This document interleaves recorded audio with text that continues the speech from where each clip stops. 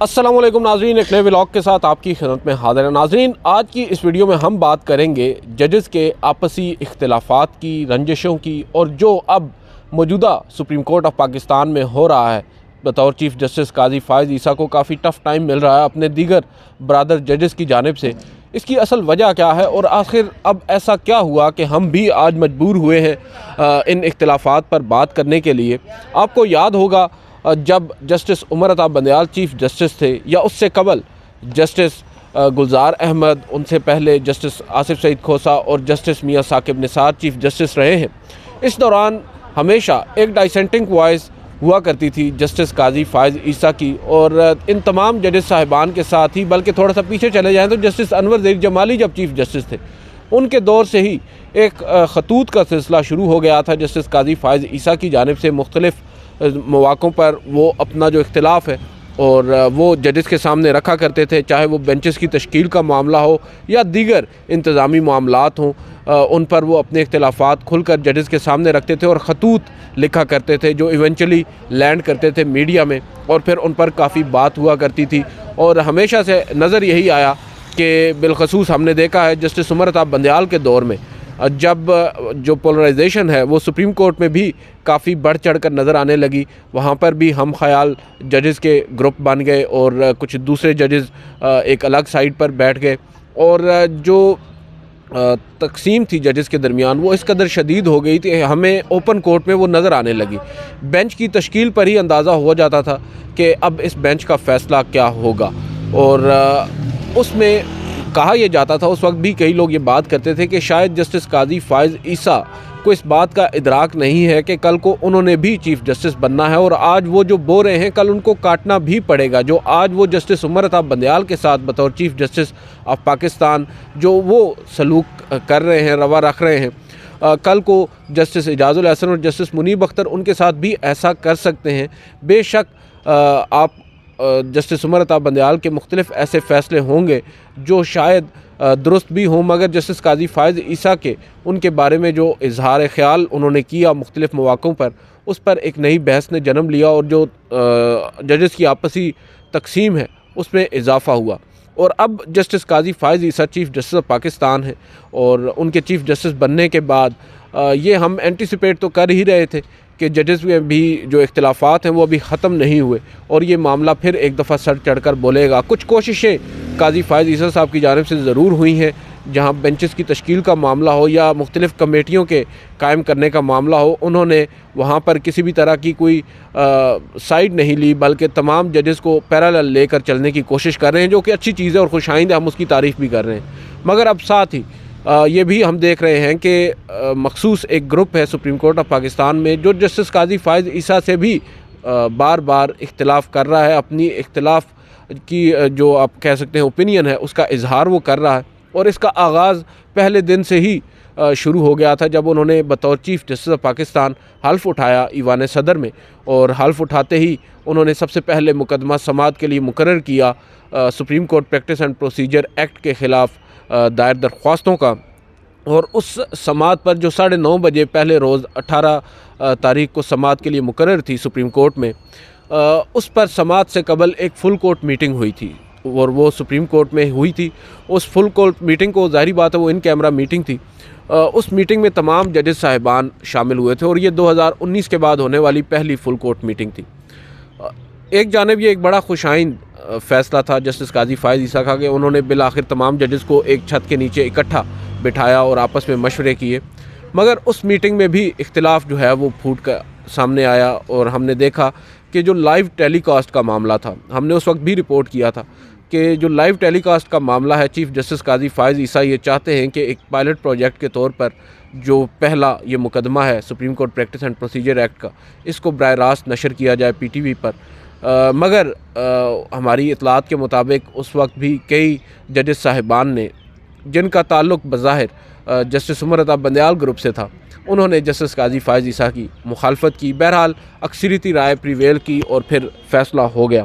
اس کے بعد پھر ہم نے اسی فیصلے میں دیکھا جو سماعت ہوئی، کیونکہ پہلے روز سماعت بھی لیٹ شروع ہوئی تھی 11:30 بجے کے قریب، جو سماعت کا آغاز ہوا تو اندازہ ہوا کہ جو پالیٹکس ہے وہ اب بھی چل رہی ہے، اور جو ججز کے اختلافات ہیں وہ ختم نہیں ہوئے، بلکہ مزید آپ کہہ سکتے ہیں کہ وہ بڑے ہیں اس ایک پرٹیکولر کیس کی سماعت کے دوران ہی، اور واضح ہوا ہے کیونکہ تمام ججز صاحبان ایک جگہ پر بیٹھے ہیں، ایک ہی مقدمے کو سن رہے ہیں، اور سوال در سوال قاضی فائز عیسیٰ صاحب کافی انکمفرٹیبل بھی فیل ہوئے، یہاں تک کہ انہوں نے اس کو کورٹ روم کی بجائے کلاس روم کی طرح چلانے کی کوشش کی اور ججز کو روکتے رہے کہ آپ سوال ایسے نہ کریں ویسے کریں۔ اس پر ہم نے دیکھا فیصلہ آیا، اور جو جسٹس عمر عطا بندیال کے حامی ججز ہیں یا ان کے ساتھ پہلے کھڑے ہونے والے جو ججز تھے، ان کی اکثریت نے جسٹس قاضی فائز عیسیٰ کے فیصلے سے اختلاف کیا۔ یہ دوسرا ایک پہلو تھا۔ اس کے بعد پھر آپ کو یاد ہے ابھی ماضی قریب میں ہی جسٹس مظاہر علی اکبر نقوی کے خلاف شکایات آئیں سپریم جوڈیشل کونسل میں، اور جسٹس عمر عطا بندیال صاحب was reluctant to fix that matter before supreme judicial council. انہوں نے اوپینین کے لیے معاملہ جسٹس سردار طارق مسعود صاحب کو بھیجا۔ جسٹس سردار طارق مسعود صاحب نے پھر یہاں پر پالیٹکس آتی ہے، اور یہی بات سامنے آتی ہے کہ شاید آن پرپز وہ جو اپنی اوپینین ہے وہ ڈیلے کی تاکہ جسٹس عمر عطا بندیال ریٹائر ہو جائیں اور جسٹس قاضی فائز عیسیٰ آ جائیں، اور جب جسٹس قاضی فائز عیسیٰ چیف جسٹس بن گئے انہوں نے ایک ڈیڑھ ہفتے کے بعد اپنی اوپینین بھی سپریم جوڈیشل کونسل کو بھیج دی۔ تو یہاں پر بھی نظر آتی ہے کہ پالیٹکس ابھی بھی چل رہی تھی دوسری سائڈ سے بھی۔ اور پھر جب سپریم جوڈیشل کونسل کا اجلاس ہوا، اجلاس میں جسٹس مظاہر علی اکبر نقوی کو سنے بغیر ہی انہیں شوکاز نوٹس جاری کر دیا گیا۔ اور چلیں شوکاز نوٹس جاری کرنے تک تو بات ٹھیک ہے، مگر جب شوکاز نوٹس جاری کیا گیا کہ معلوم ہوا دو ججز صاحبان جو ممبرز ہیں جوڈیشل کمیشن کونسل کے، انہوں نے اس سے اختلاف کیا ہے، اور وہ ہیں جسٹس اعجاز الحسن اور جسٹس امیر خان بھٹی جو چیف جسٹس ہیں لاہور ہائی کورٹ کے، اور 3/2 سے ان کو شوکاز نوٹس جاری ہو گیا جسٹس مظاہر علی اکبر نقوی کو۔ پھر جسٹس مظاہر علی اکبر نقوی نے 3 انہی فاضل ججز پر اعتراض اٹھا دیے۔ تو یہ بات بالکل اب آپ اس کو ڈینائی نہیں کر سکتے، یہ ایک فیکٹ ہے، اور یہ ایک آپ کہہ سکتے ہیں کہ تلخ حقیقت ہے اس وقت ہماری موجودہ عدلیہ کی، کہ یہ جو اس وقت بیج بوئے گئے تھے جسٹس عمر عطا بندیال اور جسٹس گلزار احمد کے دور میں جوڈیشل پالیٹکس کے، وہ آج بھی اپنا کام دکھا رہے ہیں، اور جسٹس قاضی فائز عیسیٰ کو اب کافی کچھ بھگتنا پڑ رہا ہے، گو کہ وہ میسج دینا چاہتے ہیں ایک اسٹرینگتھ کا اور یونٹی کا، مگر اب ان کے ہی فیلو ججز ان کا ساتھ نہیں دے رہے۔ اور ہم نے گزشتہ روز بھی اسی ضمن میں ایک اہم ڈیولپمنٹ دیکھی ہے۔ گزشتہ روز ایک اہم میٹنگ ہوئی ہے سپریم کورٹ آف پاکستان میں، اور وہ میٹنگ ہوئی ہے جوڈیشل کمیشن کی، اور جوڈیشل کمیشن کی میٹنگ میں چلیں پہلے جو مین مدعا تھا وہ تو تھا جسٹس عقیل عباسی کی بطور chief justice Sindh high court مستقلی کا، کیونکہ وہ اب ایز این جو ایکٹنگ چیف جسٹس ہیں سندھ ہائی کورٹ کے کام کر رہے ہیں قائم مقام چیف جسٹس کے طور پر، اب ان کی مستقلی پر سفارش کر دی گئی، اور متفقہ طور پر تمام جو فاضل ممبران ہیں جوڈیشل کمیشن کے انہوں نے اتفاق رائے سے ان کے نام پر ان کی نام کی سفارش کی، اور معاملہ پارلیمانی کمیٹی برائے ججز تقرری کو بھیجا۔ مگر اس کے ساتھ ساتھ 2 اور پہلو بھی ڈسکس ہوئے ہیں۔ وہ پہلو کیا ہیں؟ ایک پہلو جو کل میٹنگ میں ڈسکس ہوا وہ تو یہ تھا کہ پہلے میں آپ کو کمپوزیشن بتا دوں جوڈیشل کمیشن کی۔ جوڈیشل کمیشن بیسیکلی کنسسٹ کرتا ہے 9 ممبرز پر، چیف جسٹس ہوتے ہیں اس کے چیئرمین، اس کے علاوہ سپریم کورٹ کے ہی 4 سینئر ترین ججز ہوتے ہیں اس کے ممبرز۔ اب آج اگر ہم ان 4 سینئر ترین ججز کی بات کریں تو وہ ہیں جسٹس سردار طارق مسعود، جسٹس اعجاز الحسن، جسٹس منصور علی شاہ اور جسٹس منیب اختر۔ اس کے علاوہ پاکستان بار کونسل کا ایک نمائندہ ہوتا ہے، اور اسی طرح ایک اٹارنی جنرل آف پاکستان جو ہوتے ہیں وہ بھی ممبر ہوتے ہیں، وزیر قانون ممبر ہوتے ہیں، اور ایک ریٹائرڈ سپریم کورٹ کے جج جو ہوتے ہیں وہ بھی ممبر ہوتے ہیں سپریم جوڈیشل کمیشن کے۔ جسٹس سرمد جلال عثمانی صاحب ممبر تھے جوڈیشل کمیشن کے، جب آپ کو یاد ہوگا جسٹس عمر عطا بندیال صاحب بھی چیف جسٹس تھے اور چیئرمین تھے جوڈیشل کمیشن کے۔ جسٹس سرمد جلال عثمانی اکثر خبروں میں آیا کرتے تھے۔ اب ان کی جو مدت ہے وہ ختم ہو چکی ہے نومبر میں، اور اس کے بعد 2 سال کی مدت ہوتی ہے۔ جسٹس قاضی فائز عیسیٰ نے پروپوز کیا نام جسٹس منظور احمد ملک کا،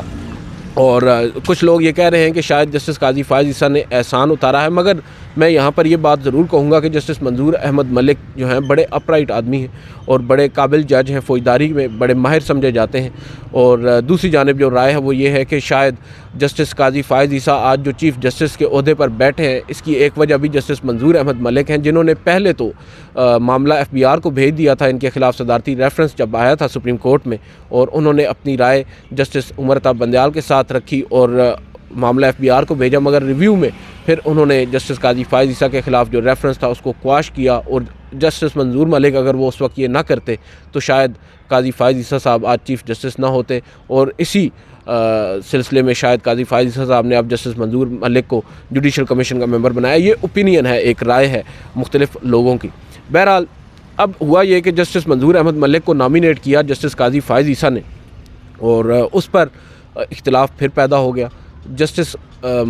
قاضی فائز عیسیٰ کی جو نامینیشن ہے اس کو سپورٹ کیا ہے جسٹس سردار طارق مسعود نے اور جسٹس منصور علی شاہ نے، جبکہ اس کی مخالفت کی ہے جسٹس اعجاز الاحسن اور جسٹس منیب اختر نے۔ گو کہ یہ چیز ایسی ہے جو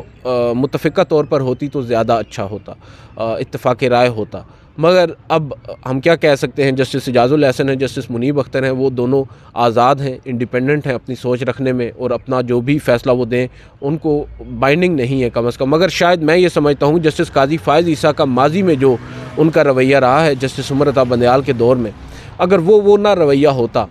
تو شاید آج جسٹس اعجاز الاحسن اور جسٹس منیب اختر بھی ان سے اتفاق کر رہے ہوتے۔ بہرحال اس کے بعد ایک اور فیصلہ ہوا جوڈیشل کمیشن میں۔ وہ فیصلہ یہ ہوا کہ جو جوڈیشل کمیشن کے رولز ہیں 2010 کے، ان کو امینڈ کیا جانا ہے، ان میں تبدیلی لانی ہے، اور اس حوالے سے ایک اب ججز کی جو تقرری ہے سپریم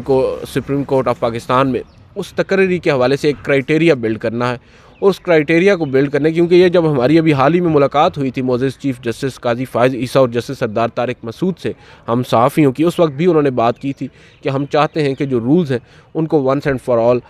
بنا دیا جائے، ڈیسائیڈ ہو جائے، کرائیٹیریا بن جائے، تاکہ یہ بحث ہی ختم ہو جائے کہ سینئر جج ہوگا یا جونیئر جج ہوگا، اور یہ خیر اچھی بات ہے، ہونا بھی چاہیے۔ مگر اس پر انہوں نے جو اب کمیٹی تشکیل دی ہے، وہ کمیٹی چیف جسٹس قاضی فائز عیسیٰ نے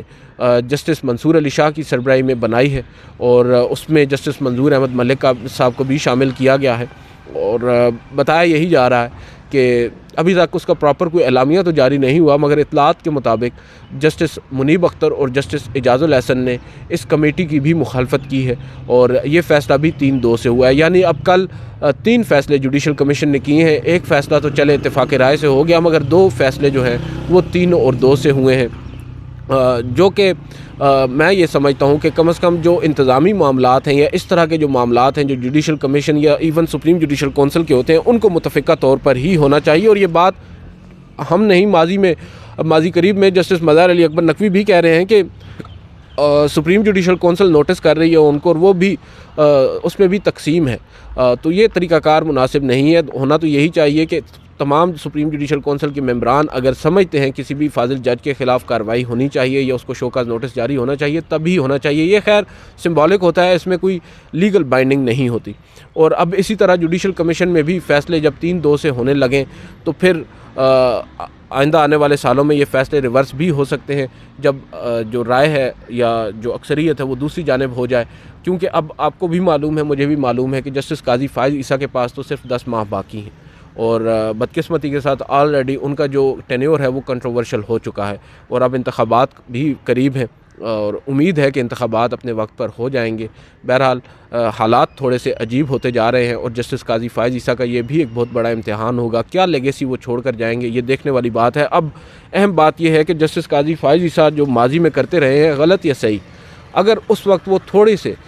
مصلحت پسندی سے کام لیتے تو شاید آج جو ان کو ٹف ٹائم مل رہا ہے یہ بھی نہ مل رہا ہوتا۔ ہو سکتا ہے آج بھی جسٹس قاضی فائز عیسیٰ درست ہوں، گزشتہ ادوار میں بھی ان کا ہی موقف درست ہو، مگر جو آج تقسیم ہے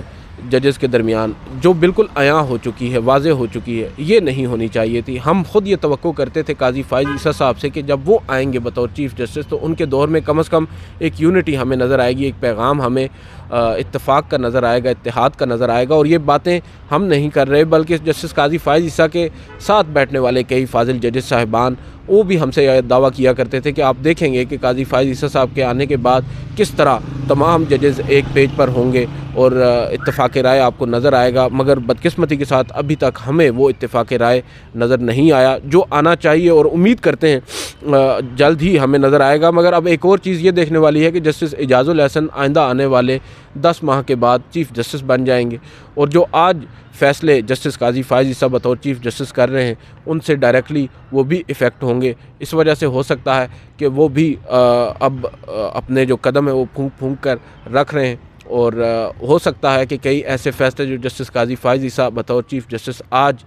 کریں یا جن کی منظوری دیں، کل کو وہ ریورس بھی ہو جائیں، تو بہتر تو یہی ہے کہ جسٹس قاضی فائز عیسیٰ اور جسٹس اعجاز الحسن یا سپریم کورٹ کے اوورال تمام ججز صاحبان مصلحت پسندی سے کام لیں، مل کر بیٹھیں اور یونٹی کا کم از کم ایک پیغام دیں، کیونکہ یہ توقعات اس وجہ سے اب بڑھ چکی تھیں چیف جسٹس قاضی فائز عیسیٰ کے آنے کے بعد سے، کیونکہ تمام تر ادارے جو پاکستان کے ہیں وہی بدحالی کا شکار ہیں، اور ایکسپیکٹ یہی کیا جا رہا تھا کہ ایک ایسا چیف جسٹس آئے گا جو تمام لوگوں کو یکجا کرے گا، ایک ساتھ کرے گا، مگر وہ بھی اس میں اب ناکام نظر آ رہے ہیں۔ دیکھتے ہیں آئندہ آنے والے دنوں میں کیا ہوتا ہے۔ جو تقسیم ہے اور جو اختلافات ہیں وہ تو بڑھ رہے ہیں، اور جو جسٹس قاضی فائز عیسیٰ کے کئی حامی لوگ ہیں وہ بھی اب ان سے تھوڑا سا کنارہ کشی اختیار کر رہے ہیں اور ان کا جو طریقہ کار ہے اس پر اعتراضات اٹھا رہے ہیں۔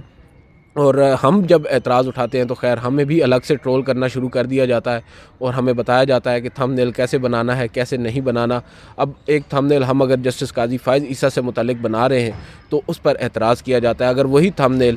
بنایا جائے اور اس میں قاضی کی جگہ بندیال لکھ دیا جائے تو وہ تھم نیل بھی سب کو اچھا لگنے لگ جاتا ہے۔ تو یہ میں نے جیسے پہلے آپ سے بات کی کہ اب اتنی زیادہ پولرائزیشن ہو گئی ہے کہ ہر شخص چاہتا ہے کہ اپنی مرضی کا سچ سنے اور اس کی ہی مرضی کا سچ بولا جائے، ادروائز پھر آپ جھوٹے ہیں اور آپ کسی ایجنڈا پر کام کر رہے ہیں۔ آج کی اس ویڈیو سے اتنا ہی، اجازت دیجیے، اللہ حافظ۔